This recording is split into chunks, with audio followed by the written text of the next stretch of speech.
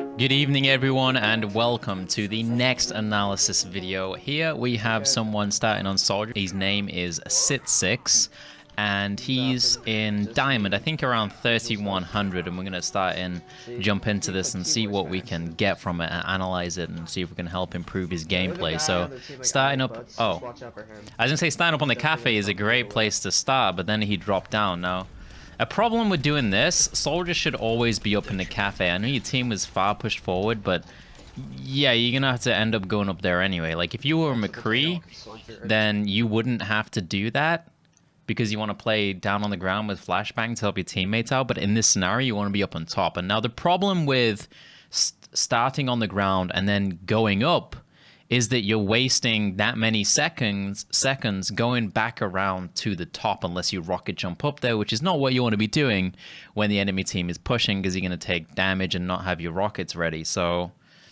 it might not seem like much, and it's just a small thing, but that's a good, I mean, we look at this, it's about 5 seconds, and also you don't have vision during that time. You're not spamming the Rhine shield during that time, so it's just wasted time that doesn't need to be wasted if you just started on the roof anyway. So it's just one of those things, one of those small positioning things. Oh, there we go. Roadhog comes through, gets the hook. So the biggest thing about this, it's less about the hook hitting you, because that was kind of a it's kind of an insane hook. He came out and just got you instantly. You tried to get the distance on it. This is more about communication. I noticed you're in a 3-stack and there was no communication about that hog going up there at all. Nothing. This is also something you would have seen if you started on the cafe and you didn't look back to get up there. So it's actually a really big situation. This is not your fault in this game for not communicating that he's not going up there. I don't think you actually saw him go, unless we go back and we see him go up there. But I don't think you don't see him go up. You're too busy traveling back to the cafe roof. So in this scenario, your teammates have 100% seen that Roadhog go up top. So while this isn't your fault, the positioning could have helped you. And also to anyone else watching, if something like that happens, like a Roadhog sneak into the top, or any heroes getting through to the top, just getting through, make the call. Because if Sitsix in this scenario was aware that the Roadhog was going to the top, he could position himself better to not get hooked and also be ready for the Roadhog coming through so that he doesn't get hooked. So that was kind of like weak communication from everyone there. And it's something that can be improved on, you know, for anyone watching this analysis. Next up, we're going back to the point, which is fine. Team is wiped at this point, so you got to get out, which is what you're doing. And then going up to the high ground here is definitely the play. You don't want to mess around on the low ground too much. You can't poke here, because if you do poke, you risk the chance of dying. But you're not going to the high ground yet. It took a while to get to the high ground. You could have gotten up there like one elevator lift before this, which again is one of those things, like it's small. You know where you want to go. You know where you want to be, but you're taking a while to get there. And by the time... Wait. Oh, you could have challenged that diva there. In this scenario where a diva jumps on you as Soldier, you can always challenge. You drop down the healing lotion, and then you strafe, and usually, especially since you got nerfed, you will end up winning that fight, allowing you to keep the high ground. But another thing I want to point out here, just to emphasize the fact that you know where you want to be, you seem to know where the best positions are. By the time you jump down, which you didn't have to either, you could have fought the diva for sure, like just one diva's nothing. By the time you jump down, they're through the door with the shield. Imagine if you went up onto the high ground just before that, on the elevator lift before that, you wouldn't be able to shoot the shield as they're coming through the door, allowing you to put more pressure onto the Reinhardt shield. Now they've gotten through the door, they're into the street, and the Reinhardt shield is still not down. Once you are in this position, it's fine to play the ground. It's going to take you too much time to get back up to the top, so I don't mind too much what's going on here. However, going to the left of the street instead of the right, as you can see here, you fall back and you go to the back left, which is putting you in a bad position because you're not going to be able to cross the street again to get back home. Whereas I think the better play would have been to fall back to the right, behind your teammates, behind where your Rhine was. I think this is going to end up causing you trouble. Like you see, everyone's scattered everywhere right now. You could be along with the Mei, behind the Mei, but now you're out on the left on your own, and to get back, you have to jump across the street, sprint across the street, and it's going to put you in a lot of trouble. Luckily, everybody got knocked down by Orion, but I think that was a slight positioning mistake there. There we go. Wiping him up with the ulti. But there's the pick. Got a little bit too aggressive on that McCree. It's one thing you got to keep track of is just those flashbang cooldowns. If you haven't seen a McCree use a flashbang, you do not want to be near him, especially a soldier, especially since you will beat him at range as well. Next up, we're going back to the fight. This is a scenario where I'll probably just play on the street because it's going to take too long to get to the high ground. And Mei is using the ult as well, so everything here seems pretty fine. There's a call out for the, I think, a Roadhog in the bar as well. Now, if we look at this right now, I think it's only you, Ryan, and Anna, from what I can see. Or you, Ryan, and Mei, sorry. There's a Xayah there as well. And it's not all bad, but you could be playing further back again. Like, at this point, if we look at this, they have a decent amount of dudes. Like, it's nothing you're going to be jumping on. Like, they had Ryan, D.Va, Anna, plus someone else, I think. And then we had a call out on the bar as well. So we can only assume that Roadhog is in the bar, which means you should probably be playing where this dumpster is right here. It's a great position because you can strafe in and out of it while fighting the main street instead of being so far pushed forward that if something like this was to happen, then you get dived on really easily. It also makes it a lot easier if you're strafing in and out of the dumpster to dodge the Roadhog hooks if he does come from the bar, which was called out on comms. So you knew he was there. Being on the street is risky because Roadhog could come from behind. There's pressure from the front. And if you have to fall back, falling back into this position is bad because Roadhog could have come from here or here, and he could have easily hit that hook. There was nothing protecting you. So being over there where you can strafe in and out of that dumpster or back to the door would have been a lot stronger position, I think. Next up, we're going back in. Let me rewind this for a second. Missed that one. But you go in, Mei, Ryan's already down. At this point, you have to get out. You're not going to be challenging this. And I assume that is what you're going to do. Yeah, just get straight out of there. And move on to the next point. Wait for everyone to regroup. No poking, that is good. A little bit of poke now. Yeah, you poked a reasonable amount. It almost got risky. You need to be careful with that poking sometimes, but I think overall it was fine there.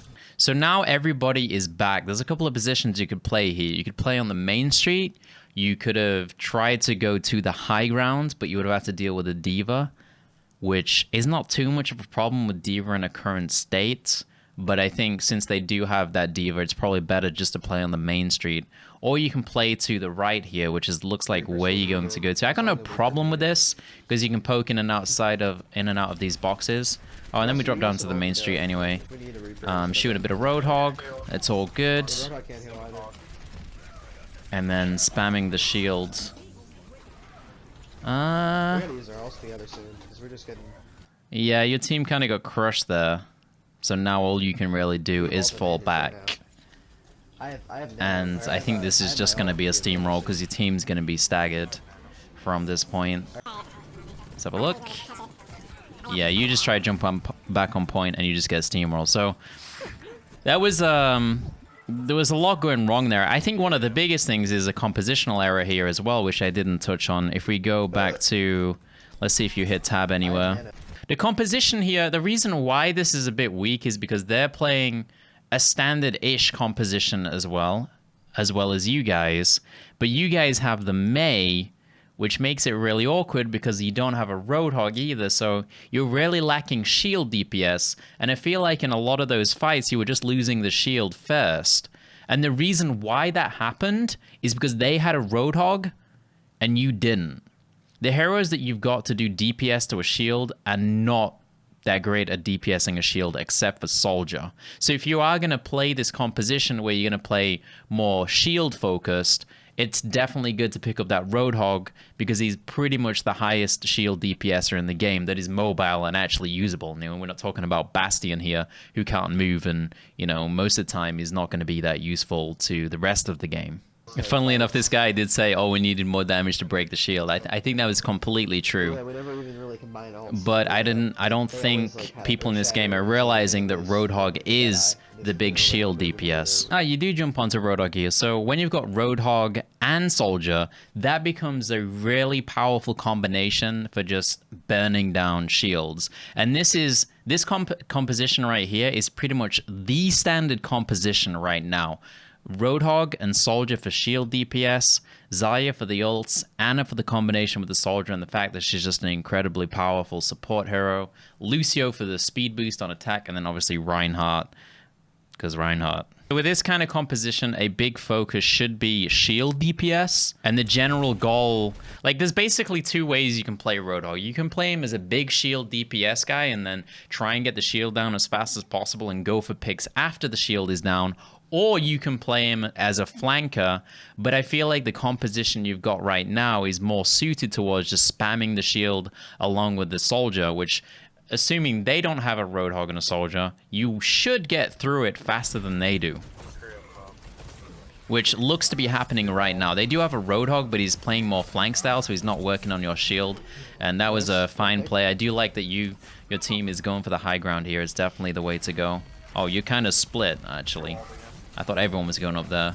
But taking the high ground as Roadhog nowadays is good. It didn't used to be that great because when you hooked people from the high ground, then they wouldn't get pulled in front of you, which lowered your chance of killing them. But nowadays, if you hook from the high ground after the patch, it pulls them right in front of you, allowing you to one-shot them every time. So I'm a big fan of Roadhog on the high ground. And even though your team didn't come up here, I still like the play. This just becomes an issue of clearing them up here as you've taken the lead in the fight. And then you should take the point here. No big deal. Let's go through this nice and quickly, see what's going on. Going for that Lucio, easy peasy. Now this point again, I do like the forward push, looking for the snipe. That's a really good play as Roadhog. And then moving forward again, looking for even more snipes. There's definitely nothing wrong with this as long as you know you're safe. And then at this point again, we're back on shield spam. You've got to draw that line. Are you on shield spam or you're looking for kills? Because all the time that you're looking for kills, you're not spamming a shield. And if you're not taking down the shield, you have to be getting kills.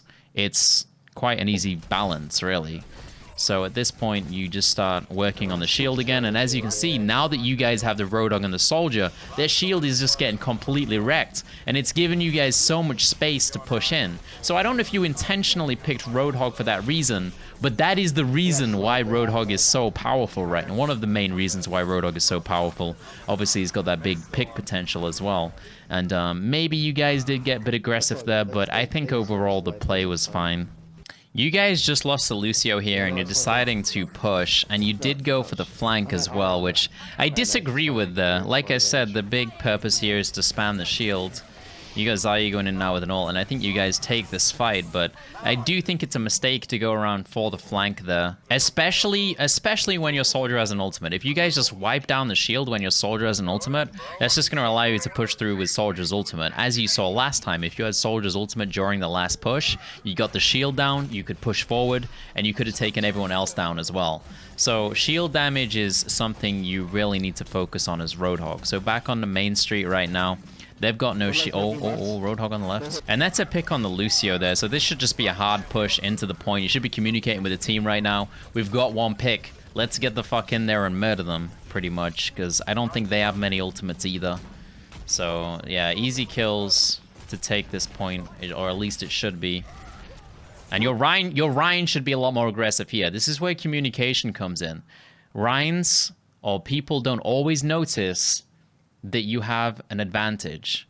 And in this scenario, you definitely had an advantage. You had the Lucio down, and then you killed someone else, and then you had two down. Like, you should be all over their faces. There should be no worries at all. That baby diva should be dead. You should be pushing on. And all it takes is to jump on comms and be like, push, push, push, push, push. We have the advantage. Get in there. People generally listen. So that is something to take away from this as well. Even if you do win this fight, I feel like it could have been done a lot faster and a lot more efficiently. And if you do lose the fight, That's kind of sad right there. But no, it does look like you're going to win the fight. Turns out they did push you off the point here, and once again, I feel like you need to be on the main street faster, spamming that shield.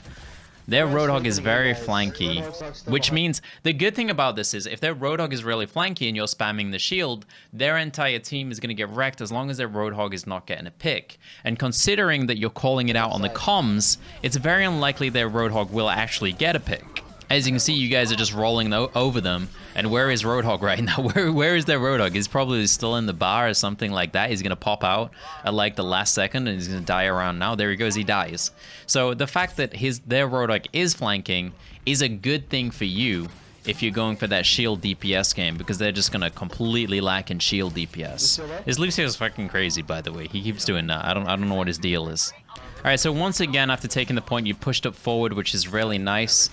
And then I think once the engagement starts happening, you need to get back into that shield DPS mode. Like once you take a point, it's good to push up aggressively, try and go for those picks to see if you can catch someone out of position. But once you get into that shield war again, you definitely need to get straight onto that shield. And there's definitely going to be a wipe right there. So at this point, they did make a call on comms to get D.Va out the mech and then use the Soldier ult with the Ana ult to wipe them, which is pretty much what they want to be doing here. Again, their Hog's still trying to flank. I don't think, like, if he gets way out of position, yes, but I don't think you really need to chase the Hog there, especially with what you've got. You can just take down the shields and the Matrix and then just push in with the Soldier ult and the Ana ult. I feel like you're getting very distracted by this flanking Hog, and it just isn't necessary. As long as you're aware of the Hog is flanking and that you're calling it on comms that he's there, that reduces the chance that one of your teammates is going to get hooked by a massive amount. And as long as people are aware of him, he doesn't need to be chased unless he becomes ridiculously far out of position. I love this Hanzo switch because they have gone for Bastion. Hanzo's also still pretty good at breaking down shields, and Hanzo's just pretty good against Bastion in general, so I feel like as soon as the Bastion is found and taken down here, this is all going to go really, really well. The Bastion's at the back there. I don't mind this play. Staying on Hog wouldn't have been too bad either, just breaking down that shield. I feel like this is becoming a lot more complicated than it needs to be. Like, this was a simple break the shield, kill the D.Va, or kill the D.Va, then break the shield, and pop Soldier and Ana ult.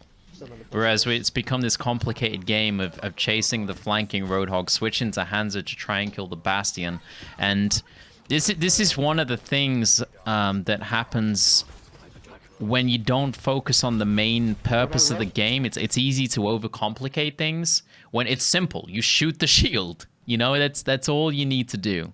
So I think it's always important to remember that shooting the shield in most games with standard compositions is one of the most important things. Obviously, if you're not running a standard composition, it becomes a little bit different. But that's why I often call the standard composition the shield breaking composition, because it's literally a shield wall. Once you're playing Roadhog, Soldier, and Reinhardt, that pretty much puts you into that shield game, and it puts them into the shield game as well if they're running the same composition. So all the time that they're taking to not shoot the shield, and the time that you're taking to not shoot the shield is all time wasted.